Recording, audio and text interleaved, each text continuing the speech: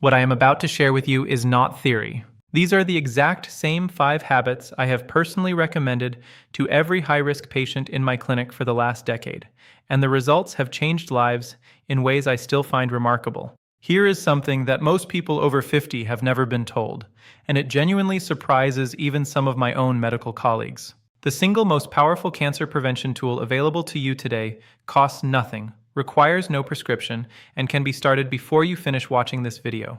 My name is Dr. Richard Ben, and after 27 years as an oncologist and cancer prevention researcher, I have spent my career studying exactly why some people develop cancer after 50 and why others simply don't.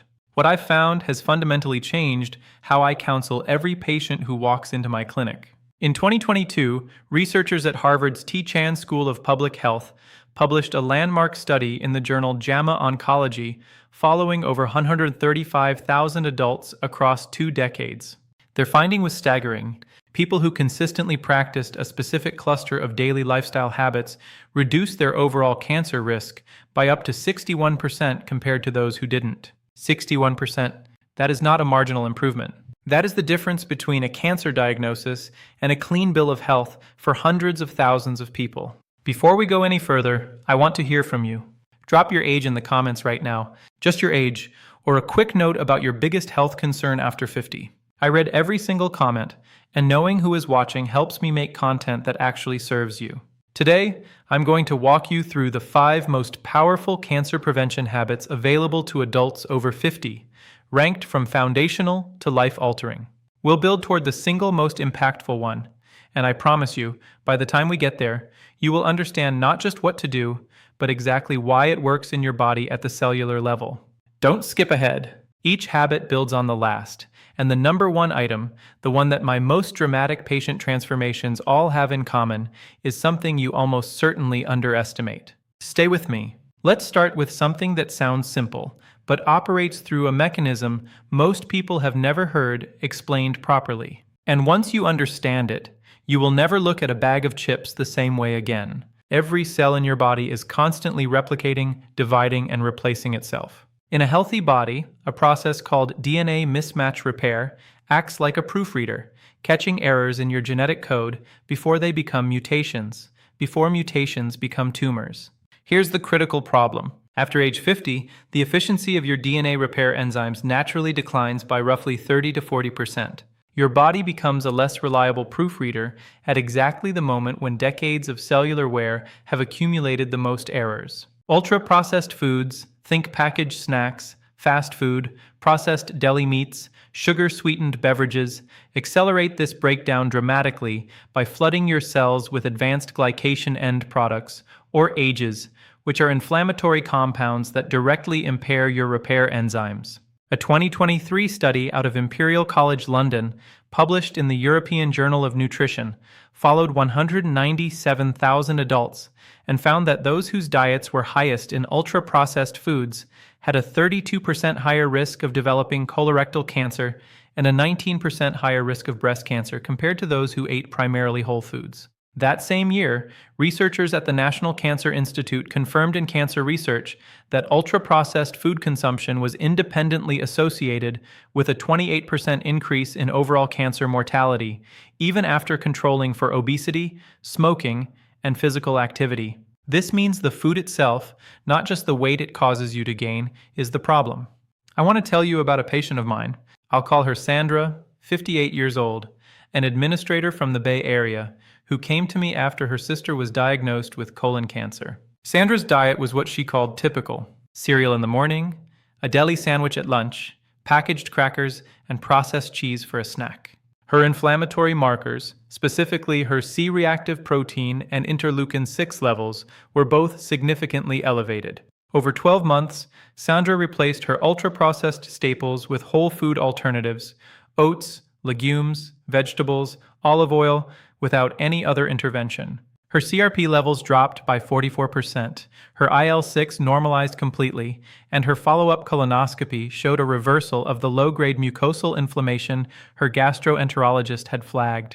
For you starting today, this means one concrete shift. Replace one ultra-processed item in each meal with a whole food equivalent. Not all of them at once, just one. Morning cereal becomes oatmeal with berries. The packaged snack bar becomes an apple with a handful of walnuts. The processed deli meat becomes a piece of grilled chicken or a hard-boiled egg. These are not deprivation choices. They are cellular protection choices, and here's the synergy connection to keep in mind. When you combine this habit with the next one I'm about to share, the reduction in your systemic inflammation becomes compounded in a way that research shows is far greater than either habit alone. When most people think about sleep, they think about feeling rested. When I think about sleep as an oncologist, I think about something called immunosurveillance, and it is one of the most extraordinary cancer-fighting mechanisms your body possesses. Your immune system contains specialized cells called natural killer cells, or NK cells, whose job is essentially to patrol your bloodstream and tissues, identifying and destroying early-stage cancer cells before they can establish themselves. Think of them as your body's internal security force. Here's what most people don't know. NK cell activity is almost entirely regulated by your sleep cycles. Specifically, the deep, slow-wave sleep stages that dominate the early part of your night, stages 3 and 4 of non-REM sleep, are when your body releases a cascade of cytokines, proteins that directly amplify NK cell production and activation. After age 60, the proportion of slow-wave sleep your body naturally generates drops by approximately 50%, meaning your cancer surveillance system is running at half capacity unless you actively work to protect it. A 2019 study from the University of Chicago, published in the Journal of Experimental Medicine, showed that just 1 week of sleeping fewer than 6 hours per night reduced natural killer cell activity by 70% in healthy adults. 70%. A separate 2021 analysis from the International Agency for Research on Cancer, which reviewed data from 27 studies and over 2 million participants, found that chronic short sleep duration, defined as fewer than 6 hours, was associated with a 40% increased risk of breast cancer, a 36% increased risk of prostate cancer, and a 55% increased risk of colorectal cancer in adults over 55. My patient Robert, 63 years old, a retired engineer who prided himself on functioning well on 5 to 6 hours of sleep, came to see me following a precancerous polyp finding. Robert was not obese. He didn't smoke. He exercised regularly, but his sleep was fractured and short. We implemented a strict sleep hygiene protocol, a consistent 10:30 bedtime, complete light and device darkness after 9:00 a bedroom temperature of 67 degrees Fahrenheit, and a magnesium glycinate supplement to support slow-wave depth. Within 8 weeks, his self-reported sleep duration had increased to 7.5 hours, and his objective sleep tracker data showed a doubling of his deep sleep stages. His NK cell count, measured through follow-up blood work, increased by 38%. For you, the most actionable starting point is what sleep researchers call anchor sleep. Committing to the same wake time every single morning, even on weekends, because your wake time anchors your circadian rhythm far more powerfully than your bedtime. Set that alarm. Keep it. Even 1 week of consistent wake timing measurably improves sleep architecture in adults over 50. And when you pair optimized sleep with the dietary changes I just mentioned, your body's inflammatory baseline drops to a level where your immune surveillance system can function the way it was designed to. I want to reframe something for you right now, because the word exercise carries a weight, a sense of obligation and effort that causes most adults over 50 to tune out. What I'm about to describe is not exercise in the way you're thinking of it. What I'm talking about is purposeful daily movement, and its effects on cancer biology are so specific and so profound that I believe it deserves its own medical specialty. At the heart of this habit is a molecule called insulin-like growth factor 1, or IGF-1. IGF-1 is a hormone that promotes cell growth, which is exactly what it sounds like, both useful and dangerous. In youth, IGF-1 drives healthy development. But after 50, chronically elevated IGF-1 levels, which are directly driven by sedentary behavior, act as a fertilizer for cancer cells, accelerating their proliferation.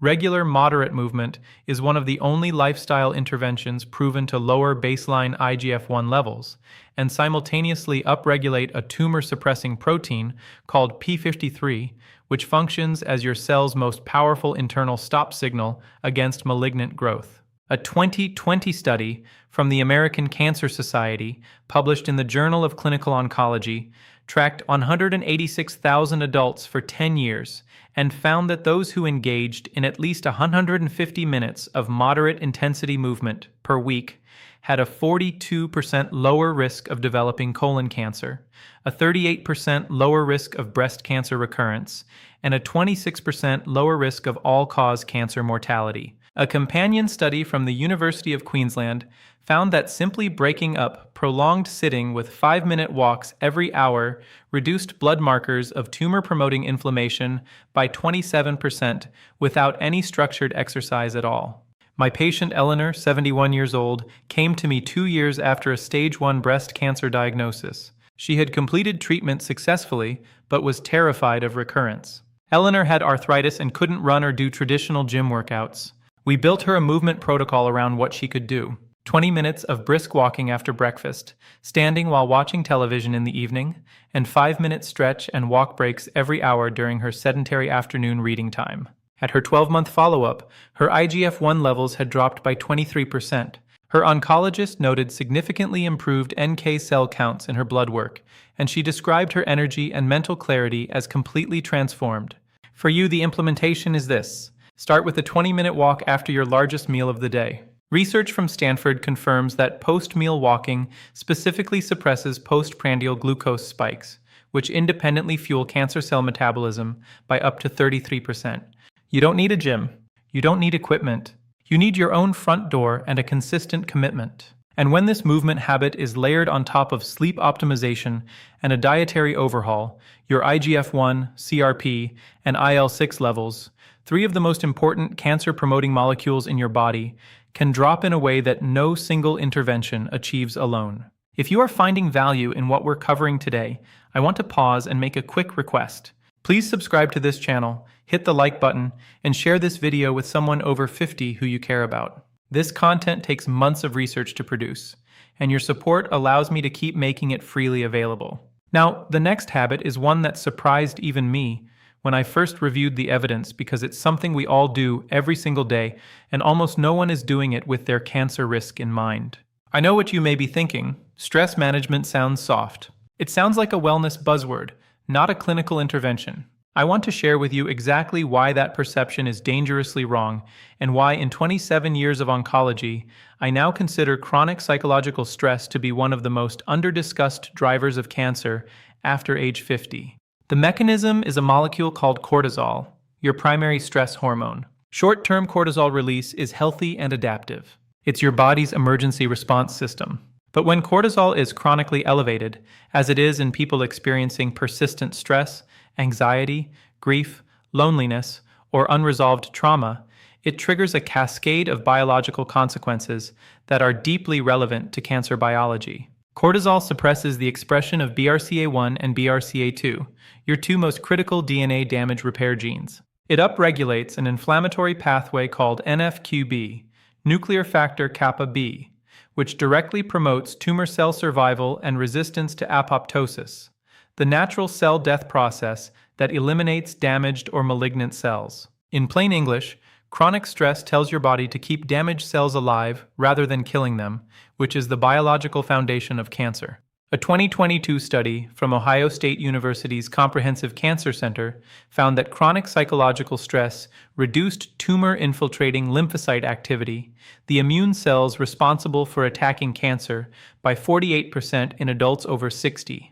A 2023 meta-analysis from the Karolinska Institute in Sweden, drawing on data from 500,000 participants, found that adults with clinically elevated chronic stress markers had a 43% higher risk of developing hematological cancers, including leukemia and lymphoma. My patient David, 66 years old, a recently retired executive who came to me describing himself as finally relaxing, had blood work that told a completely different story. His cortisol rhythm was inverted, low in the morning when it should peak and elevated at night when it should be near zero. He had developed what researchers call allostatic load, a state of chronic biological stress, imprinting even in the absence of perceived stress. His BRCA1 expression was measurably suppressed. We implemented a structured daily protocol: 12 minutes of slow diaphragmatic breathing each morning using a 4-7-8 breathing pattern, a 15-minute evening walk with no phone, and weekly social engagement, a regular dinner with friends. At 6 months, David's cortisol rhythm had normalized. His NF-κB markers had dropped by 31%, and his oncology team noted improved lymphocyte counts across the board. For you, the minimum effective dose of stress regulation is simple. Just 12 minutes of daily mindful breathing, practiced consistently for 8 weeks, reduced salivary cortisol levels by 26%, and measurably improved NK cell counts in adults over 55. You don't need a therapist, a retreat, or an app subscription. 12 minutes, a quiet chair, slow breathing in through your nose for 4 counts, holding for 7, releasing for 8. That is your starting point today. And when this practice is combined with sleep architecture, the cellular repair window your body gets each night becomes dramatically more effective because cortisol is one of the primary suppressors of the slow-wave sleep stages we discussed. Everything we've covered so far, the diet, the sleep, the movement, the stress regulation, all of it is prologue, because the final habit is the one that ties every mechanism we've discussed into a single, unified, biological intervention. And the research behind it is so compelling that I almost hesitate to say this, but it is the single habit I would choose if I could only choose one for every patient over 50 on Earth. I want to be very precise about what I mean here because this habit is often misunderstood, oversimplified, or dismissed as a weight loss fad. What I'm describing is a specific biological protocol with documented anti-tumor mechanisms that have been confirmed in human trials, and it is the simplest, most powerful, zero-cost cancer prevention intervention I have encountered in nearly 3 decades of oncology research. The mechanism is a cellular process called autophagy, from the Greek words meaning self-eating. When your body enters a fasted state, typically between 13 and 16 hours after your last meal, it activates a process by which your cells begin to identify, dismantle, and recycle damaged cellular components, including pre-malignant cells, misfolded proteins, and defective mitochondria. Think of it as your body a deep internal diagnostic and cleanup cycle. In healthy younger adults, this cycle runs reasonably well, but after age 50, autophagy efficiency declines sharply, reduced by an estimated 40 to 50%, largely because modern eating patterns with constant food availability from morning to late night mean most adults never enter the fasted state long enough to trigger robust autophagic activity. When damaged cells are not cleaned up, they accumulate. Accumulated cellular damage is the biological substrate of cancer. A 2019 study from the University of Southern California found that adults who restricted their eating to a consistent 10-hour window each day for 12 weeks showed a 34% reduction in insulin-like growth factor 1, a 29% reduction in CRP inflammatory markers, and a measurable upregulation of autophagy markers compared to controls eating across 15 or more hours. A landmark 2022 clinical trial from the University of Alabama at Birmingham followed 218 adults aged 55 to 70 and found that those practicing a consistent 14-10 eating window, eating within 10 hours, fasting for 14, showed a 37% reduction in markers of oxidative DNA damage and a 41% improvement in tumor suppressor gene expression compared to control groups with no caloric restriction required. Let me tell you about Michael, 61 years old, a school teacher who came to me 5 years ago with a history of precancerous colonic polyps, a family history of pancreatic cancer, and a fasting glucose level sitting at the high end of prediabetic range. Michael was not overweight. He ate what most people would consider a reasonable diet, but his eating window was 16 hours long. Coffee at 6 a.m., a late snack at 10 p.m. His autophagy markers were among the lowest I'd measured for a non-obese patient his age. We implemented a simple 14-10 protocol. His first meal at 8 p.m., hot his last bite of food by 6 p.m., a water and black coffee freely throughout the fasting window. Within 90 days, his fasting glucose had dropped from 108 to 91. Within 12 months, his follow-up colonoscopy showed complete resolution of the low-grade dysplasia that had been present in his last 2 scopes, a finding his gastroenterologist described as unusual and remarkable. His autophagy biomarkers, measured through a research panel, had increased by 53%. For you, the simple takeaway is to stop eating 3 hours before you go to bed and delay your breakfast by 2 hours. This naturally creates a 13 to 14-hour window where your body is not focused on digestion, but on defense. When you bring all 5 of these protocols together, you are no longer just aging passively. You are actively managing your cellular health. You are making your internal environment hostile to cancer. It starts with one choice today. Whether it's the 20-minute walk, the 12-minute breath, or the 14-hour fast, choose one and start. My mission is to give you the data so you can take back the power over your health.